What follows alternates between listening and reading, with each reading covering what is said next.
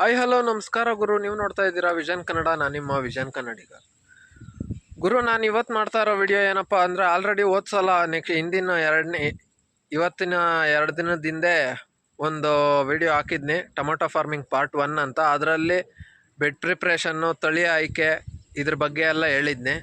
ಅದಾದಮೇಲೆ ನೆನ್ನೆಯ ವಿಡಿಯೋ ಅಂದರೆ ನೆನ್ನೆ ಹಾಕಿರೋ ವಿಡಿಯೋದಾಗ ಜಿಪ್ಸಮ್ ಬಗ್ಗೆ, ಜಿಪ್ಸಮ್ ಅಂದರೆ ಯಾವುದಕ್ಕೆ ಯೂಸ್ ಮಾಡ್ತಾರೆ, ಏನೆಲ್ಲ ಯೂಸು, ಅದ್ರ ಬಗ್ಗೆ ಆ ವಿಡಿಯೋ ಒಂದು ಮಾಡಾಕಿದ್ದೀನಿ. ರೈತರು ಜಿಪ್ಸಮ್ ಅಂತ ಕಾಮೆಂಟ್ ಮಾಡಿ ಅವ್ರಿಗೆ ಗೊತ್ತಿಲ್ಲದ ಇರೋ ಕಾರಣ ಕೇಳಿದ್ದಕ್ಕೆ ಜಿಪ್ಸಮ್ ಬಗ್ಗೆ ಒಂದು ವಿಡಿಯೋ ಮಾಡಿದ್ದೀನಿ. ಇವಾಗ ಪಾರ್ಟ್ 2 ಟೊಮೊಟೊ ಫಾರ್ಮಿಂಗ್ದು ಪಾರ್ಟ್ 2 ವಿಡಿಯೋ ಮಾಡ್ತಾಯಿದ್ದೀನಿ. ಈ ಪಾರ್ಟ್ 2 ವಿಡಿಯೋದಾಗ ನಾವೇನೆಲ್ಲ ನೋಡ್ಬೋದು ಅಂದರೆ, ಯಾವ ಥರ ಏನೇನೆಲ್ಲ ಪೆಸ್ಟಿಸೈಡ್ಸು, ಇನ್ಸೆಕ್ಟಿಸೈಡ್ಸ್ ಹೊಡಿಬೋದು, ಅತಿ ಕಡಿಮೆ ಖರ್ಚಾಗ ಯಾವ ಥರ ಒಂದು ಕ್ವಾಲಿಟಿಯಾಗಿ ಹಣ್ಣು ಬೆಳಿಬೋದು ಟೊಮೊಟೊ ಹಣ್ಣು. ಅದಾದಮೇಲೆ ಏನೆಲ್ಲ ಡ್ರೆಂಚಿಂಗ್ ಮಾಡಬೇಕು, ಉಣಿದ್ದು ನಾಟಿ ಮಾಡಿದ್ದು ಆದಮೇಲೆ ಯಾವ ಥರ ಎಲ್ಲ ಏನೆಲ್ಲ ಪ್ರೊಸೀಜರ್ ಮಾಡಬೇಕು ಬೆಳೆ ಚೆನ್ನಾಗಿ ತೆಗಿಬೇಕು ಅಂದರೆ ಅಂತ ಅನ್ನೋದನ್ನೆಲ್ಲ ಇವಾಗ ಈ ವಿಡಿಯೋದಾಗ ತಿಳ್ಕೊಳ್ಳೋಣ. ಸೊ ವಿಡಿಯೋಕ್ಕೆ ಇನ್ನು ನೆಕ್ಸ್ಟ್ ಟಾಪಿಕ್ಗೆ ಹೋಗೋಕ್ಕಿಂತ ಮುಂಚೆ ಇನ್ನು ವಿಷನ್ ಕನ್ನಡ ಯೂಟ್ಯೂಬ್ ಚಾನಲ್ನ ಯಾರೆಲ್ಲ ಸಬ್ಸ್ಕ್ರೈಬ್ ಮಾಡಿಲ್ಲ, ವಿಷನ್ ಕನ್ನಡ ಯೂಟ್ಯೂಬ್ ಚಾನಲ್ನ ಈಗಲೇ ಕೆಳಗಡೆ ಇರೋ ಸಬ್ಸ್ಕ್ರೈಬ್ ಬಟನ್ ಒತ್ತಿ ಬೆಲ್ ಐಕಾನ್ ಕ್ಲಿಕ್ ಮಾಡಿರಿ. ಹಂಗೆ ಈ ವಿಡಿಯೋನ ಎಲ್ಲ ನಿಮ್ಮ ಫ್ರೆಂಡ್ಸ್ ಆ್ಯಂಡ್ ಫ್ಯಾಮಿಲಿಗೆ ಶೇರ್ ಮಾಡಿ ಈ ವಿಡಿಯೋಕ್ಕೊಂದು ಲೈಕ್ ಕೊಟ್ಟರೆ ನಿಮ್ಮಿಂದ ಇನ್ನೊಂದು 10 ಜನಕ್ಕೆ ಯೂಟ್ಯೂಬ್ ರೆಕಮೆಂಡ್ ಮಾಡ್ತೈತೆ. ಆ 10 ಜನ ನೋಡಿದ್ರೆ ಇನ್ನೊಂದು 5-10 ಜನಕ್ಕೆ ರೆಕಮೆಂಡ್ ಮಾಡಿದಾಗ ರೈತರಕ್ಕೆ ಈ ಇನ್ಫಾರ್ಮೇಷನ್ ಅನ್ನೋದೊಂದು ಶೇರ್ ಆಗ್ತೈತೆ. ಸೊ ದಯವಿಟ್ಟು ಅದಕ್ಕೋಸ್ಕರನೇ ಪ್ರತಿಯೊಬ್ಬರು ಲೈಕ್ ಮಾಡಿರಿ. ಹಾಗೆ ಇನ್ನೂ ಚಾನಲ್ನ ಸಬ್ಸ್ಕ್ರೈಬ್ ಮಾಡ್ಕೊಳ್ದೇನೆ ಸುಮಾರು ಜನ ನೋಡ್ತಾ ಇದ್ದೀರಾ ವಿಡಿಯೋ ಅಂತ. ಸಬ್ಸ್ಕ್ರೈಬ್ ಮಾಡ್ಕೊಂಡೇ ಇರೋರೆಲ್ಲ ದಯವಿಟ್ಟು ಸಬ್ಸ್ಕ್ರೈಬ್ ಮಾಡಿಕೊಂಡು ಬೆಲ್ ಐಕಾನ್ನ ಕ್ಲಿಕ್ ಮಾಡಿರಿ. ನಾನು ಹಾಕಿದ ಪ್ರತಿಯೊಂದು ವಿಡಿಯೋನು ನಾನು ಹಾಕಿದ್ದ ಸ್ವಲ್ಪ ಹೊತ್ತಲ್ಲೇ ನೀವು ನೋಡ್ಬೋದು. ಟಾಪಿಕ್ಗೆ ಬರೋದಾದರೆ ಫಸ್ಟು ಇವಾಗ ನಾನು ಆಲ್ರೆಡಿ ಒಂದು ವಿಡಿಯೋ ಮಾಡಿದ್ನಿ, ಅದರೊಳಗೆ ಬೆಡ್ ಪ್ರಿಪ್ರೇಷನ್ ಬಗ್ಗೆ ಎಲ್ಲ ಹೇಳಿದ್ನಿ. ಬೆಡ್ ಪ್ರಿಪ್ರೇಷನ್ ಎಲ್ಲ ಆದಮೇಲೆ ಏನಪ್ಪ ಮಾಡಬೇಕು ಅಂದರೆ, ನಾನು ಮೊದಲೇ ಹೇಳಿದ್ದಂಗೆ 15 ದಿನ ಫುಲ್ಲು 10 ರಿಂದ 15 ದಿನ ಚೆನ್ನಾಗಿ ನೆನೆಸಿ ಬೆಡ್ನ ಒಂದು ಹದ ಮಾಡ್ಕೊಂಡು ಇಟ್ಕೊಂಡಿದ್ರೆ ಬೆಡ್ ಕರೆಕ್ಟಾಗಿ ಸೆಟ್ ಆಗಿರ್ತೈತೆ. ಎಲ್ಲಾದರೂ ಫುಲ್ಲು ಓವರ್ ಏನೋ ಈ ಮಣ್ಣದು ಪೆಂಟಿಗಳಿದ್ರೆ ಅವೆಲ್ಲ ಪೂರ್ತಿ ಕರಗಿ ಕರೆಕ್ಟಾಗಿ ಒಂದು ಲೆವೆಲಿಗೆ ಸೆಟ್ ಆಗಿರ್ತೈತೆ. ಅದರೊಳಗೆ ಟ್ರೈಕೋಡರ್ಮಾ, ಸೂಡೋಮೋನಾಸು ಎಲ್ಲ ಬಿಟ್ಟಿರೋ ಕಾರಣ ಫುಲ್ಲು ಫಲವತ್ತಾಗಿ ರೋಗ ನಿರೋಧಕವಾಗಿ ಫುಲ್ಲು ರೆಸಿಸ್ಟೆನ್ಸ್ ಆಗಿರ್ತೈತೆ. ನಾವು ಉಣಿದ ತಕ್ಷಣ ಏನಪ್ಪ ಮಾಡಬೇಕು, ನೀವು ಯಾವ ತಳಿ ಸೆಲೆಕ್ಟ್ ಮಾಡ್ತೀರೋ ಈ ಬೇಸಿಗೆ ಬರೋ ಅಂಥ ತಳಿನೇ ದಯವಿಟ್ಟು ಅಷ್ಟೇ ಪ್ರತಿಯೊಬ್ಬರು ಬೇಸಿಗೆಯಲ್ಲಿ ಉಣೋ ಅಂಥ ತಳಿನೇ ಉಣ್ರಿ. ಬೇಸಿಗೆದಾಗ ಬಂದುಬಿಟ್ಟು ಮಳೆಗಾಲದಲ್ಲಿ ಉಣೋ ಅಂಥ ತಳಿ ಉಣಿ, ಮಳೆಗಾಲದಲ್ಲಿ ಹೋಗಿ ಬೇಸಿಗೆಯಲ್ಲಿ ಉಣೋ ಅಂಥ ತಳಿ ಉಣಿದ್ರೆ ಖಂಡಿತ ನಷ್ಟ ಅನುಭವಿಸೋದಂತೂ ಗ್ಯಾರಂಟಿ. ಯಾಕೆ ಅಂದರೆ, ಬೇಸಿಗೆದಾಗ ಬಿಸಿ ತಡ್ಕೊಂಡು ಹೂವು ಫ್ಲವರ್ ಡ್ರಾಪ್ ಆಗದಿರೋ ಇರೋ ಅಂಥ ಒಂದು ವೆರೈಟಿಗಳೇ ಬೇರೆ ಇರ್ತೈತೆ. ಈ ಬೇಸಿಗೆಯಲ್ಲಿ ಆಲ್ಮೋಸ್ಟ್ ಜಾಸ್ತಿ ರೋಗ ಅನ್ನೋದಕ್ಕಿಂತ ಈ ಡೋನಿ ಮಿಲ್ಡ್ಯೂವು, ಸುರುಳಿ ರೋಗ ಅನ್ನೋದು ಈ ಬೇಸಿಗೆಯಲ್ಲಿ ಬಂದೇ ಬರ್ತೈತೆ. ಅದು ಬಿಟ್ಟರೆ ನಾರ್ಮಲ್ ಕೆಳಗಡೆಯಿಂದ ಕಪ್ಪು ಚುಕ್ಕೆ ರೋಗ ಇವೆಲ್ಲ ಬೇಸಿಗೆಯಲ್ಲಿ ಕಡಿಮೆ.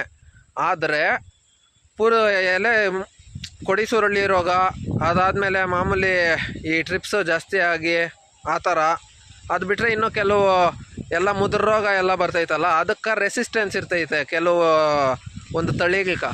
ಆದ್ದರಿಂದ ಬೇಸಿಗೆಯಲ್ಲಿ ಹಾಕುವಂಥ ತಳಿಗಳಾದರೂ ಹಾಕ್ರಿ, ಇಲ್ಲ ಮಳೆಗಾಲಕ್ಕಾಗುವಂಥ ತಳಿಗಳು ಹಾಕ್ರಿ.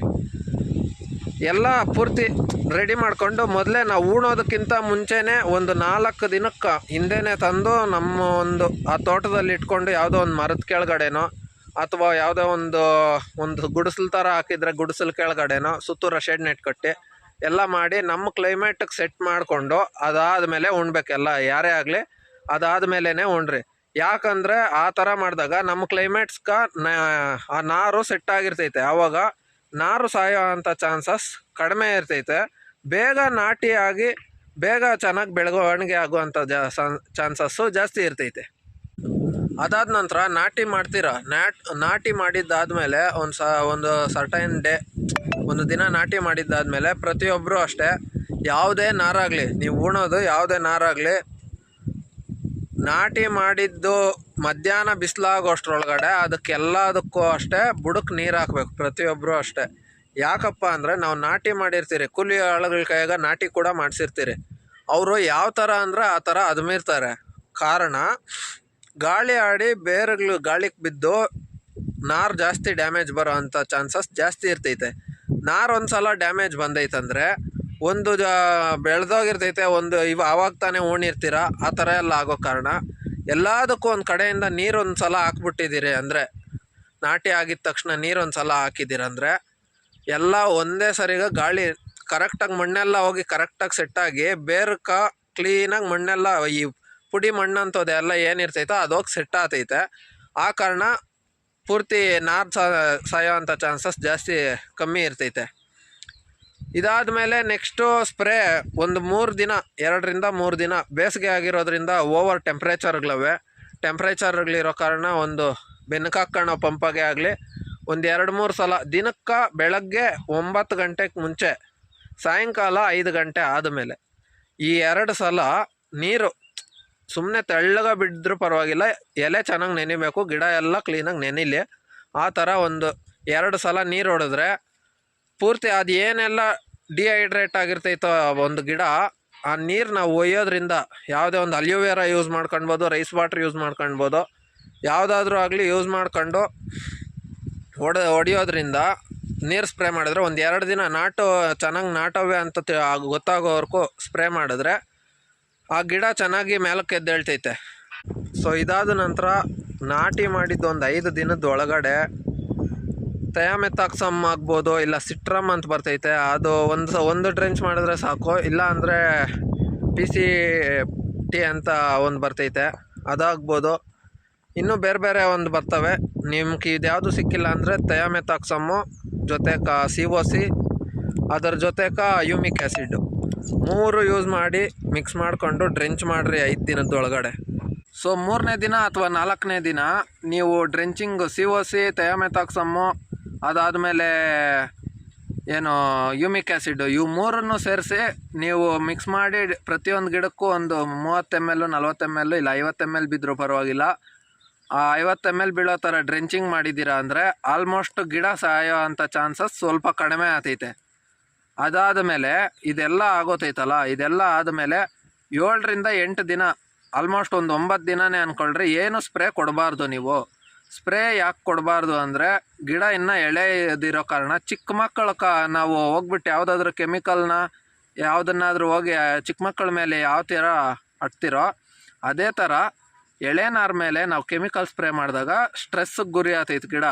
ಸ್ಟ್ರೆಸ್ಗೆ ಯಾವಾಗ ಗುರಿ ಆಗ್ತೈತೋ ಆವಾಗ ಗಿಡ ಬೇಗ ಮೇಲಕ್ಕೆ ಎದ್ದೇಳಲ್ಲ, ಫಸಲು ಚೆನ್ನಾಗಿ ಬರಲ್ಲ, ಹೂವು ಅದು ಸ್ಟ್ರೆಸ್ಸಿಂದ ರಿಕವರಿ ಆಗೋದೇ ಲೇಟ್ ಆಗೋತೈತೆ. ಆದ್ದರಿಂದ ಒಂದು 8ರಿಂದ 9ನೇ ದಿನಕ್ಕೆ ಒಂದು ಸ್ಪ್ರೇ ಕೊಡ್ರಿ. ಏನಪ್ಪ ಕೊಡ್ಬೋದು ಅಂದರೆ ಕಡಿಮೆ ಕಾಸ್ಟಾಗ ಹಿಂದಿನ ಬೆಳೆಯಲ್ಲಿ ಏನಾದರೂ ನೀವು ಸ್ಪ್ರೇಗಳು ಹೊಡೆದಿದ್ರೆ ಅದೇ ಸ್ಪ್ರೇಗಳನ್ನೇ ಸ್ವಲ್ಪ ಏನು ಪರ್ಸೆಂಟೇಜ್ ಕಮ್ಮಿ ಹಾಕ್ಕೊಂಡು ಕೊಟ್ಟರೆ ಮುಗಿದೋಯ್ತು. ಇಲ್ಲ ಹೊಸದಾಗಿ ಮಾಡ್ತಾಯಿದ್ರೆ ಅಸಿಟಮಪ್ರೈಡೋ ಯಾವುದಾದ್ರೂ ಹಾಕ್ಕೊಂಡು ಲೈಟಾಗಿ ಸ್ಪ್ರೇ ಕೊಟ್ಟರೆ ಮುಗಿದೋಯ್ತು. 9ನೇ ದಿನ 8ನೇ ದಿನ ಅಥವಾ 9ನೇ ದಿನ ಇಷ್ಟರ ಒಳಗಾಗಿ ಬುಡಕ್ಕೆ ಆದಷ್ಟು ಒಂದು ಸಲ ಒಂದು 6ನೇ ದಿನದಲ್ಲಿ ಒಂದು ಎಕರೆಗೆ 1 kg ಅಷ್ಟು, 9ನೇ ದಿನದಲ್ಲಿ 1 ಎಕರೆಗೆ 1 kg ಅಷ್ಟು. ಅವಾಗವಾಗ ನಾವು ಬೇಸಾಯನ ಎಲ್ಲದನ್ನು ಒಂದು 5 kg ತಂದು ಒಂದೇ ಸಲ ಕೊಟ್ಬಿಡೋ ಬದಲು ಡೈಲಿ ಒಂದೊಂದು kg ಕೊಡ್ರಿ. ಡೈಲಿ 1 kg ಕೊಟ್ಟರೆ ಏನಾಗ್ತೈತೆ, ಗಿಡ ಅಬ್ಸಾರ್ಬ್ ಮಾಡ್ಕೊಳ್ಳೋ ಅಂಥ ಒಂದು ಕ್ವಾಂಟಿಟಿ ಜಾಸ್ತಿ ಆಗ್ತೈತೆ, ಚಾನ್ಸಸ್ ಜಾಸ್ತಿ ಆಗ್ತೈತೆ. ಸೊ ಈ ಥರ ನೀವು ಒಂದೇ ಸಲ ಕೊಡೋ ಬದಲು ಜಾಸ್ತಿ ಸಲ ಚಿಕ್ಕದಾಗಿ ಕೊಟ್ಟರೆ ಗಿಡಕ್ಕೆ ಜಾಸ್ತಿ ಎಳ್ಕೊಳ್ಳೋ ಅಂಥ ಒಂದು ಚಾನ್ಸಸ್ ಜಾಸ್ತಿ ಇರ್ತೈತೆ. ಸೊ ಒಂದು 15 ದಿನದಿಂದ 20 ದಿನವರೆಗೂ ಪ್ರಾಬ್ಲಮ್ ಏನೂ ಇಲ್ಲ. ಒಂದು ಸಲ ಸೆಂಟ್ರಲ್ಲಿ CN ಯೂಸ್ ಮಾಡಿರಿ, ಸುಮ್ಮನೆ ಲೈಟಾಗಿ CN ಯೂಸ್ ಮಾಡಿ ಒಂದು 15ರಿಂದ 20 ದಿನವರೆಗೂ 90ನಲ್ಲೇ ಕಂಟಿನ್ಯೂ ಮಾಡಿರಿ. 20 ದಿನ ಆಗೋಗೋಷ್ಟೊತ್ತಿಗೆ ಅಂದರೆ ಇವಾಗ 8ನೇ ದಿನದಾಗ ಒಂದು ಸ್ಪ್ರೇ ಕೊಟ್ಟಿರ್ತೀರ, ಅದಾದ ಮೇಲೆ 5ರಿಂದ 6 ದಿನಕ್ಕೆ ಒಂದು ಸ್ಪ್ರೇ ಕೊಡಬೇಕು. 2 ದಿನ 3 ದಿನ 4 ದಿನಕ್ಕೆ ಎಲ್ಲ ಒಂದೊಂದು ಸ್ಪ್ರೇಗಳು ಕೊಟ್ಕೊಂಡು ಹೋಗ್ಬೇಡ್ರಿ. ಯಾವತ್ತೇ ಆಗಲಿ ರೈತನು ಯೋಚನೆ ಮಾಡಿ ಸ್ಪ್ರೇ ಹೊಡಿಬೇಕು. ಅಲ್ಲೇನಾದರೂ ಇತ್ತ ಗಿಡದ ಮೇಲೆ ಅವಾಗ ಮಾತ್ರ ಸ್ಪ್ರೇ ಮಾಡಿರಿ. ಸುಮ್ಮನೆ ಪ್ರಿವೆಂಟಿವ್ ಆಗಿ ಎಲ್ಲ ಸುಮ್ಮನೆ ಎಲ್ಲ ಹೊಡಿಯೋಕ್ಕೆ ಹೋಗ್ಬಾರ್ದು. ಸಣ್ಣ ಗಿಡ ಇದ್ದಾಗ ಅದೆಷ್ಟು ಕೇಳ್ತೈತೆ ಅಷ್ಟೇ ಕೊಡ್ಬೇಕು. ಸುಮ್ಮನೆ ಸಿಕ್ಕದಂಗೆಲ್ಲ ಸಿಕ್ಕಿದ್ದು ಒಂದು ಮದ್ದುಗಳನ್ನೆಲ್ಲ 2 ದಿನಕ್ಕೆ 3 ದಿನಕ್ಕೆ ಹೊಡಿತಾ ಇರಬೇಕು ಅಂತ ನಾನೇ ಎಷ್ಟೋ ಜನದ ಹತ್ರ ಕೇಳಿದ್ದೀನಿ. 3 ದಿನಕ್ಕೆ ಒಂದೊಂದು ಸ್ಪ್ರೇ ಹೊಡೆದ್ಬಿಡ್ಬೇಕು ಅಂತಾರೆ. ಈ ಥರ ಕೇಳಿ ನಾರು ಎಳೆಯೋದು ಸ್ವಲ್ಪ ಚಿಕ್ಕ ನಾರು ಅಂತೇಳಿ ಏನು ಪರ್ಸೆಂಟೇಜ್ ಸ್ವಲ್ಪ ಕಡಿಮೆ ಹಾಕ್ಕೊಂಡು 20 ದಿನದಲ್ಲಿ ಟೋಟಲ್ 3 ಸ್ಪ್ರೇ ಆಗಿರಬೇಕು. 20-21 ದಿನದವರೆಗೂ 3 ಸ್ಪ್ರೇ ಆಗಿರಲಿ ಸಾಕು, ಅದಕ್ಕಿಂತ ಜಾಸ್ತಿ ಸ್ಪ್ರೇ ಬೇಡ. ಇದಾದಮೇಲೆ ಇನ್ನು 30ನೇ ದಿನದವರೆಗೂ ಕರೆಕ್ಟಾಗಿ 20 ದಿನಕ್ಕದಷ್ಟೊತ್ತಿಗೆ ಎಲ್ಲ ಏನೋ ಬ್ರ್ಯಾಂಚಸ್ ಹೊಡಿಯೋಕ್ಕೆ ಸ್ಟಾರ್ಟ್ ಆಗಿರ್ತವೆ. ಬ್ರ್ಯಾಂಚಸ್ ಸ್ಟಾರ್ಟ್ ಆಗೈತಂದರೆ 1261 ಸ್ಟಾರ್ಟ್ ಮಾಡಿರಿ.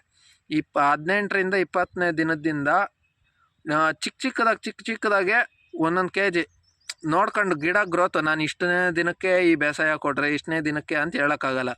ಗಿಡ ಚೆನ್ನಾಗಿ ಆತಾ ಇದ್ದಂಗೆಲ್ಲ ನೋಡ್ಕೊಂಡು ಗಿಡದ್ದು ಒಂದು ಬೆಳವಣಿಗೆ ನೋಡ್ಕೊಂಡು 1261 30ನೇ ದಿನದವರೆಗೂ ಕಂಟಿನ್ಯೂ ಮಾಡಿರಿ. 30 ದಿನಕ್ಕೆ ಹೂವು ಇನ್ನೇನು ಅಲ್ಲೊಂದು ಹೂವು ಸ್ಟಾರ್ಟ್ ಆಗ್ತೈತೆ. 30ನೇ ದಿನದವರೆಗೂ ಟೋಟಲ್ಲು ಎಷ್ಟು ಒಂದು 20ನೇ ದಿನದಿಂದ 30ನೇ ದಿನದವರೆಗೂ 1261 ಕೊಟ್ಟಿರ್ರಿ. 18 ದಿನದವರೆಗೂ 19 ಕೊಟ್ಟಿರ್ರಿ.